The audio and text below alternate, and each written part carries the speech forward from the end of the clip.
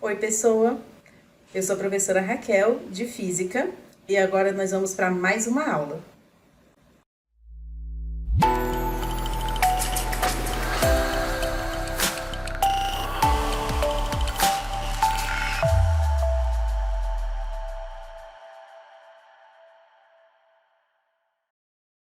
Opa! Ó a nossa aula de exemplos aí. O primeiro exemplo que nós vamos fazer é do ITA, não se assuste, ele diz o seguinte: de qual dos processos abaixo a inversão temporal não violaria a segunda lei da termodinâmica? E aqui a gente precisa entender a segunda lei da termodinâmica como uma entropia, que é uma energia que se torna indisponível para a realização de trabalho, tá? Tem a ver também com a desordem de um sistema, tá? A gente vai ver no próximo exemplo. Mas aqui nós vamos pensar na inversão do processo que ele vai me colocar aqui, e eu vou pensar se essa inversão demanda energia ou não, se é espontâneo ou não, beleza? A segunda lei, ela me diz que a energia térmica, ela flui sempre do mais quente para o mais frio de forma espontânea. Embora que os nossos exemplos não tenham a ver com energia do tipo térmica, mas acompanhe o raciocínio comigo. O primeiro processo é a queda de um objeto de uma altura h e subsequente parada no chão. Então, eu vou inverter. Eu vou ter, então, agora um objeto que está parado no chão e vou levá-lo para uma altura h. Isso demanda energia? Isso é espontâneo? Isso demanda energia. O negócio que está parado no chão, espontaneamente a gente espera que ele não suba, não é? Então, olha lá, se demanda energia, se não é um processo espontâneo. Essa inversão aí, ela violaria a segunda lei da termodinâmica, beleza? Já na letra B, ele fala assim, ó, o movimento de um satélite ao redor da Terra. Pensa comigo nas forças envolvidas nesse processo. Olha lá, você tem, vou até desenhar de azul, você tem, então, a Terra, opa, e você tem aqui a órbita de um satélite, que também vai ser circular aqui em volta da Terra, não é? A única força que está sendo exercida sobre esse satélite para ele se manter ao redor da Terra é uma força centrípeta que atua aqui nos dois, não é? Beleza. Essa força centrípeta, ela não dissipa energia, porque essa força centrípeta, ela só tem a função de manter a órbita circular, beleza? Então, o movimento de um satélite ao redor da Terra ou da Terra em redor do satélite não viola a segunda lei da termodinâmica, porque não tem uma força dissipativa, beleza? Então, olha lá, a letra B não viola se eu inverter o negócio. Mas vamos olhar as outras para a gente entender melhor esse conceito de entropia. A freada brusca de um carro em alta velocidade dissipa energia? Dissipa, não é? O freio segura a roda, esquenta, inclusive, beleza? Então, se eu for pegar a segunda lei da termodinâmica e colocar no sentido contrário, é espontâneo? O carro está freando e ele ganhar velocidade. Isso é espontâneo? Não, não é espontâneo. Então, viola a segunda lei. A próxima diz: o esfriamento de um objeto quente num banho de água fria. Qual seria então a inversão temporal desse negócio? Seria uma água fria esquentando espontaneamente, e aí você fala assim: ah, professora, mas se eu pegar uma água gelada e deixar aqui em cima da mesa, ela vai esquentar. Beleza, mas ela vai esquentar até a temperatura ambiente, beleza? Ela não vai entrar em ebulição, por exemplo, ela não vai chegar a 100 graus, tranquilo? Então, aqui, se eu invertesse o processo, eu violaria, sim, a segunda lei da termodinâmica, beleza? E a letra E, ele fala a troca de matéria entre duas estrelas de um sistema binário. Então, você teria, por exemplo, duas estrelas se juntando. Separar essas estrelas, que seria a inversão, né? Separar essas estrelas é espontâneo? Não, não é. Você separar duas matérias demanda energia, não é? Então, por exemplo, se você tem água e sal, como que você faz para separar? Tem uns processos lá que a química coloca para você, não é? Você precisa de uma energia, você precisaria, por exemplo, evaporar toda essa água, né? Colocar ela num estado de vapor para deixar só o soluto, não é? Precisaria, isso demanda energia, beleza? Então, a segunda lei da termodinâmica também tem a ver com processos espontâneos, beleza? Vamos fazer mais um? Pessoal, um exemplo de entropia termodinâmica. E hoje a gente tem um convidado especial para fazer a questão com a gente, professor Diogo, de Química. Ele me pede o seguinte, ó. Para cada processo, indique se a variação da entropia foi maior, menor ou igual a zero. E aí, já no item 1, ele diz o seguinte, ó. Você tem N2, que eu suponho que seja um gás, né? Ele me diz aí que está no estado gasoso. A1 ATM, 300 Kelvin. E ele passa a ser o mesmo gás, a 0,1 ATM, numa temperatura de 300 Kelvin. Então, aí você tem uma transformação isotérmica, a temperatura permaneceu constante, e você teve uma diminuição na pressão. E aí você se lembra que pressão e volume, eles vão ser inversamente proporcionais, né? Então, se eu diminuir a pressão, o volume aumenta, eu tenho esse gás tendo mais espaço para andar, né? Se eu tenho mais espaço, eu tenho uma bagunça maior. É isso que acontece quando a gente tem um quarto grande, né? E aí você tem, então, uma bagunça maior, você tem um aumento na entropia nesse caso aqui, beleza? O seu ΔS vai ser positivo. Na próxima, daí só a química para explicar essas coisas esquisitas, né? É carbono grafite e carbono diamante. Então, o Diogo vai explicar para a gente como é que é esse esquema aí. Bom, gente, aqui você tem a forma alotrópica do carbono, né? Lembra que o conceito de alotropia é um mesmo elemento químico formando substâncias simples diferentes, né? E nesse caso, o grafite, né, tem uma alta instabilidade, ele é quebradiço, além disso ele conduz eletricidade, então você tem elétrons livres, então você tem uma estrutura altamente instável, né? Então, se a instabilidade é grande, a entropia é alta, né? E transformando, né, o grafite em diamante, você tem uma redução na entropia. Então, nesse caso, a variação de entropia vai ser menor do que zero. Ok? Beleza. E a mesma coisa com esse negócio de solução. Solução é um soluto e um solvente. Essa é a única parte que eu sei, professor. Ajuda a gente aí. Então, vamos lá, professor. Aqui, ó, solução supersaturada é uma solução que tem mais soluto do que ela comporta naquele limite de solubilidade.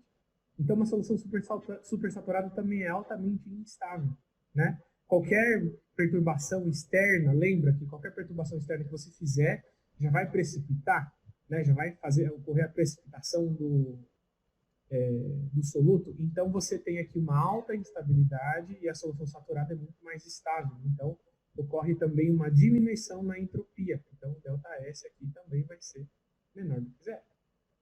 Beleza. E aí, Diogo, tem um negócio que fala sobre a diminuição da entropia conforme o estado físico, né? Sólido, líquido, gasoso. Como é que é esse esquema? Sim. De modo geral, né, você vai ter aqui, por exemplo, um sistema no estado sólido, olhando, né, microscopicamente falando, ele é um sistema totalmente organizado, com os átomos bem distribuídos, né, numa ordem muito boa, muito grande, certo? Quando você passa, eu fiz um sistema muito grande, mas vou fazer um sistema menor. Quando você passa para um sistema no estado líquido, você tem os átomos ainda, as moléculas, né, no sistema, só que próximas, mas elas estão mais desorganizadas. Então, repara que o estado de organização do sólido para o líquido, né, diminuiu. Então, a desorganização foi maior, ou seja, a entropia aumentou do estado sólido para o estado líquido, certo? E no estado gasoso, você está dando muito mais espaço e mais liberdade para as moléculas estarem onde elas quiserem, para os átomos estarem onde elas quiserem, separados. Então, você também aumentou a entropia aqui no estado gasoso. Então, de modo geral, a entropia do estado sólido vai ser menor do que a entropia do estado líquido e menor do que a entropia no estado gasoso. Ou seja, quanto mais liberdade você der para as moléculas, maior vai ser a bagunça, maior vai ser a entropia. Okay? Então, nessa de sólidos aqui, eu não estou tendo uma mudança de estado físico, né? Eu estou tendo só a modificação da estrutura do sólido, não é isso? Exato. Um sólido amorfo, né, é um sólido que não tem uma forma, ele não tem uma organização definida. É tudo bagunçado, mas é tudo bagunçado. Já um sólido cristalino, ele tem uma organização muito alta. Então você está saindo de uma situação de bagunça. Ou seja, Joia. né, pode continuar. Então aqui a gente vai ter uma diminuição da entropia, não é? Porque eu vou Exato. estar para uma organização no final, né? Nesse sólido cristalino. Sim. E agora, de novo, aparece esse gás aí para gente, só que agora ele está sendo absorvido por sílica. O que é isso? Sim, aqui nesse primeiro caso, né, do gás nitrogênio livre, ele está nessa situação de entropia. Né? Ele tem alta liberdade, ele tem alta mobilidade. Então, você está pegando uma molécula que está em alta mobilidade e liberdade e prendendo ela na sílica, que é né, ela está sendo absorvida por um sólido, que é a sílica. Então, você está diminuindo a liberdade dessa molécula. Então, a redução da liberdade implica também redução de entropia. Então, a variação da entropia, nesse caso, também vai ser menor do que zero. Joia! Valeu, Diogo! Só Tá a bom? química para salvar a gente nessas horas. Oh, química sem física não é nada. Tamo junto! Valeu Então tá. demais! Valeu. O próximo exemplo diz o seguinte: uma máquina térmica de Carnot, e quando ele me diz que é de Carnot, é muito importante você sublinhar isso, porque valem algumas relações diferentes apenas para esse ciclo, tem sua fonte quente a uma temperatura de 227 graus Celsius. Então, essa aqui eu já sei que é a temperatura TQ, temperatura quente, enquanto a sua fonte fria opera a 27 graus Celsius TF. Ele quer saber o rendimento. E quando você tem uma máquina de Carnot, você pode fazer o rendimento a partir da relação das temperaturas, não é? É 1 menos T frio sobre T quente. Só que aí você precisa se lembrar também que essas temperaturas, elas precisam estar em temperaturas absolutas, precisam estar na escala Kelvin. Então, primeiro, eu vou transformar 227 graus Celsius, que é o nosso TQ, em Kelvin. Basta somar 273, 500 Kelvin. E o nosso T frio, que é de 27 graus Celsius, somando 273, dá 300 Kelvin. Então, o nosso rendimento ele vai ser 1 menos 300 dividido por 500. Já vou cortar 2 zeros aqui em cima e embaixo, ó. Ficou 1 menos 3 dividido por 5, 0,6. Isso dá 0,4, que em porcentagem é 40%, beleza? Alternativa C. O próximo exemplo diz assim: uma máquina térmica que opera segundo o ciclo de Carnot recebe 800 joules de calor de sua fonte quente, que funciona a uma temperatura de 500 Kelvin. Considerando que a fonte fria dessa máquina encontra-se a 200 Kelvin, a quantidade de calor dissipada para a fonte fria por essa máquina corresponde a... Então, vamos dar uma olhada aqui. Primeiro, é um ciclo de Carnot. Ela recebe 800 joules da fonte quente, e isso é energia, é calor. Então, esse é o calor quente. E a temperatura dessa fonte quente, TQ, é de 500 Kelvin. O que ela manda para a fonte fria? Ela manda a uma temperatura de 200 graus Celsius. Ele quer saber qual é a quantidade de calor dissipada para a fonte fria, que é F. Quando nós temos uma máquina de Carnot, nós temos uma relação entre calores e temperaturas. Então, a gente pode escrever assim, ó, QF sobre QQ é igual a TF sobre TQ. O lance é que você deixa os calores de um lado, as temperaturas do outro. Se você colocou frio em cima, é frio em cima dos dois lados e quente embaixo dos dois lados. Pode trocar? Pode. Posso colocar quente em cima dos dois lados e frio embaixo dos dois lados, beleza? As minhas temperaturas já estão na escala Kelvin, já são temperaturas absolutas. Então, vou substituir aqui, ó, QF é o que nós procuramos. QQ de 800, TF ele deu de 200 e TQ de 500. Então, já vou simplificar o que der aqui, ó. Cortei 2 zeros em cima, 2 zeros embaixo. Então, nós ficamos que o QF é igual a 2 vezes 800 dividido por 5. E isso aí você vai encontrar 320 joules, alternativa A. Só relembrar que essa relação só vale para uma máquina que opera no ciclo de Carnot, beleza?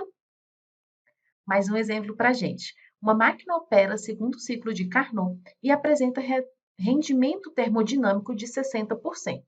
Então, eu já sei que o meu rendimento, vale 60%.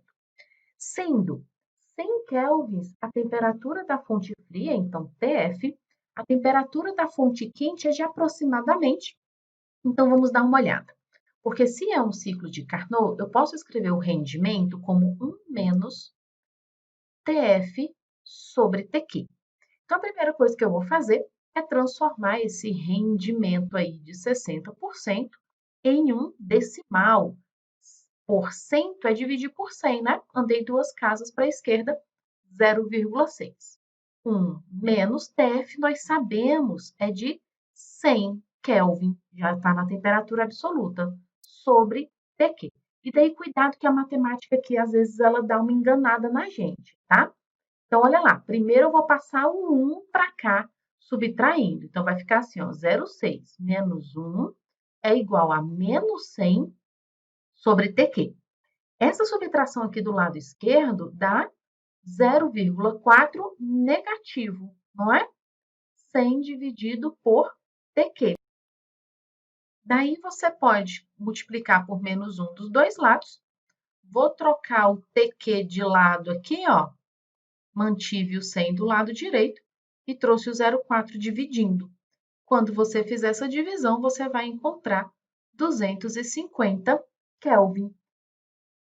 Alternativa B. Beleza? Acabaram nossos exemplos. Muito cuidado com a matemática nessa parte aí, beleza? Assiste lá a teoria. Bons exercícios para você. Tchau!